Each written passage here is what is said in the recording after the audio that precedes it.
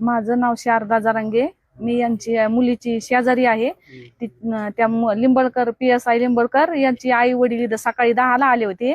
10 वाजल्यापासून 4 वाजता बसत होते. मुलगी द्या म्हणत होते. मी तरी पण त्यांना एवढं म्हणलं, तुमचा मुलगा PSI आहे, तुमच्याकडे बागायती शेती आहे, मग तुम्ही का मागणी करते? तिच्या भाषेला म्हणलं, इथं गावात त्यांची भाषी आहे. तर ते म्हणले काय माहित आम्हाला. म्हणलं आता नातेवाईक काही पहिलं जवळचं. मग त्यांनी पिक्चर पाहायला चल म्हणला, चॉकलेट गेम करायचं, महिन्याचं काय असतं ते बर्थडे, ते काय न काय केलं म्हणलं. पुन्हा बायको सारखं मला बोलत नाही. बायको सारखं मुलगी अगोदर का बोलन याला? यांनी फिरून आणली, इकडे तिकडे हिंडून आणली. पण ह्यो PSI आहे, शासनाचा सर, ह्यो आपल्यासाठी आहे ना.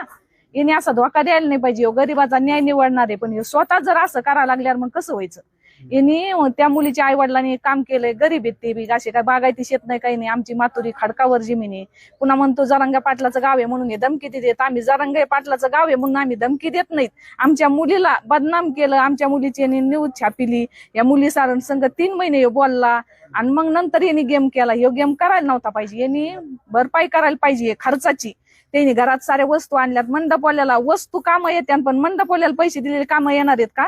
स्वयंपाकवाल्याला पैसे दिलेले, घोड्यावाल्याला, त्यांनी त्यांची तारीख व्हायला गेली. ते पण गरीबच असते दाद्यावली. त्यांनी यांच्याकडून जास्त पैसे घेतले. पुन्हा मग मागणी फक्त यांनी खर्च झालेला भरून द्यावा. आणि अशी न्यूज असं काही त्यांनी केल्यामुळे आम्हाला करायच्या टाइमाला आम्ही आजपूत केलं नाही. याला 1 महिना होऊन गेलाय. हे असं आम्ही छापील नव्हतं. आम्ही अगोदर काय म्हणलो होतं, त्याला याची बातमी पेपरला द्या. पण हे म्हणले नको, तो PSI आहे, आम्ही याची बदनामी नाही केली. पण हे जर आमची बदनामी करायला लागल्यात, मग आता आम्ही त्याच्यामुळे न्यूजला दिला. आम्हाला